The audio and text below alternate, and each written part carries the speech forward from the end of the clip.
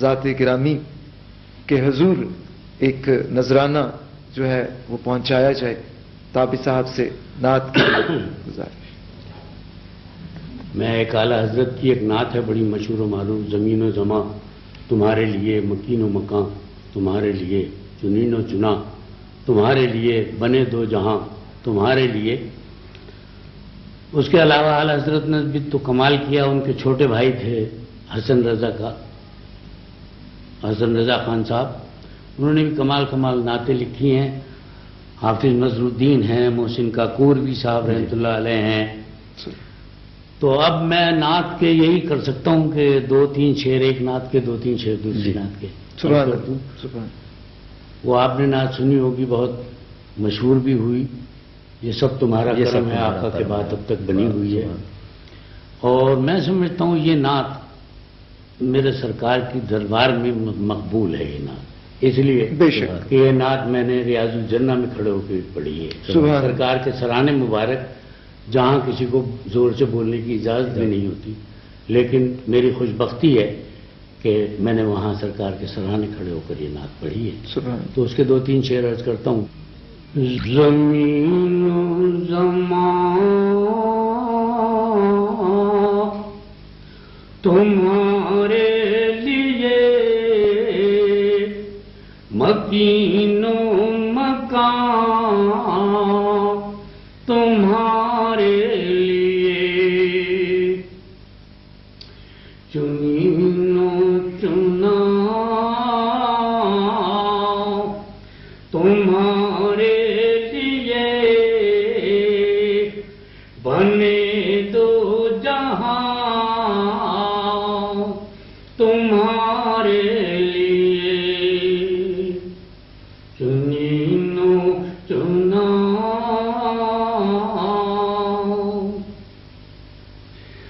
دہن میں زبان تمہارے لیے، بدن میں ہے جان تمہارے لیے، بدن میں ہے جان تمہارے لیے. ہم آئے یہاں تمہارے لیے، ہم آئے یہاں تمہارے لیے، اٹھے بھی وہاں تمہارے لیے، زمین و زمان. اعلیٰ حضرت کا مقطع ہے، اس میں ایک حدیث پاک کا حوالہ ہے کہ سرکار دو عالم صلی اللہ علیہ وسلم سے کسی صحابی نے پوچھا کہ حضور قیامت کے دن کیا صورتحال ہوگی؟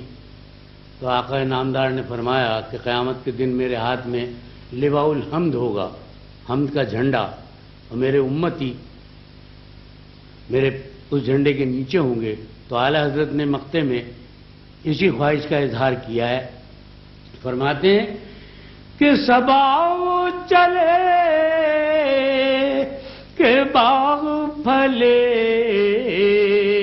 وہ پھول کھلے کہ دن ہوں بھلے. صبا چلے کہ باغ پھلے، وہ پھول کھلے،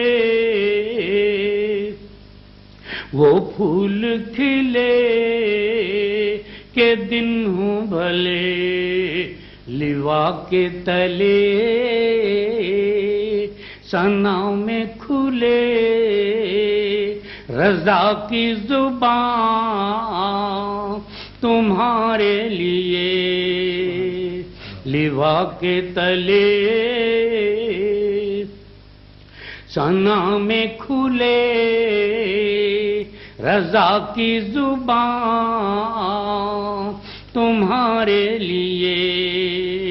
زمین و زمان تمہارے لیے، مکین و مکان تمہارے لیے. یہ تو اعلیٰ حضرت کی نعت کے 3 شعر میں نے پیش کیے.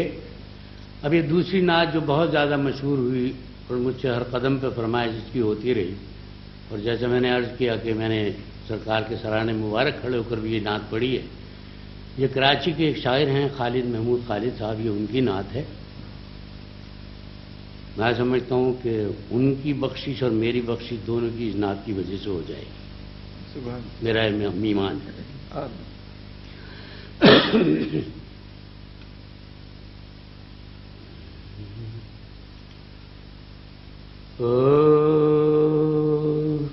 یہ سب تمہارا کرم ہے آقا، کہ بات اب تک بنی ہوئی ہے. کوئی سلیقہ ہے آرزو کا، کوئی سلیقہ ہے آرزو کا.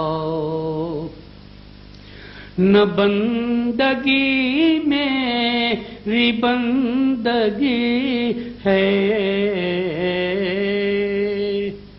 یہ سب تمہارا کرم ہے آقا.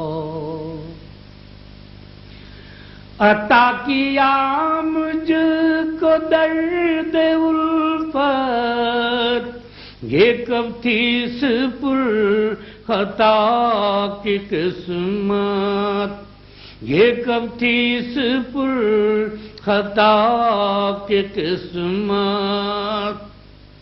میں اس کرم کے کہاں تھا قابل، میں اس کرم کے کہاں تھا قابل. حضور کی بندہ پروری ہے، یہ سب تمہارا کرم ہے آقا. بشیر کہیے نذیر کہیے، انہیں سراج منیر کہیے، انہیں سراج منیر کہیے. جو سر بسر ہے کلام ربی، جو سر بسر ہے کلام ربی، وہ میرے آقا کی زندگی ہے. یہ سب تمہارا کرم ہے آقا. ایک شعر اور عرض کرتا ہوں. جب میں نے یہ شعر وہاں ریاض الجنہ میں کھڑے ہو کر پڑھا تو کیفیت ہی تھی کہ کائنات کی سب سے ادنا ہستی، یعنی میں خطاب کر رہا تھا کائنات کی سب سے اعلیٰ ہستی سے. تجلیوں کے کفیل ہو تم، مراد قلب خلیل ہو تم، مراد قلب خلیل ہو تم. خدا کی روشن دلیل ہو تم، خدا کی روشن دلیل ہو تم. یہ سب تمہاری ہی روشنی ہے. کوئی سلیقہ ہے آرزو کا، نہ بندگی میری بندگی ہے. یہ سب تمہارا کرم ہے آقا، کہ بات رب تک بنی ہوئی ہے. سبحان سبحان. میں شکر گزار ہوں شہباز علی صاحب کا، آپ آج ہمارے پروگرام میں شامل ہوئے. آپ کی آمد کا بے حد شکریہ.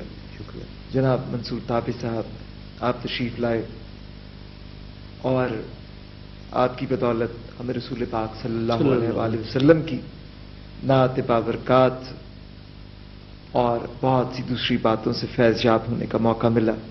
آپ کی تشریف آوری کا بے حد شکریہ. آپ سے اجازت چاہوں گا، مگر اس سے پہلے جو اقبال نے کہا تھا کہ لوح بھی تو، قلم بھی تو، تیرا وجود الکتاب، گنبد آبگینہ رنگ، تیرے محیط میں ہوا. خدا حافظ.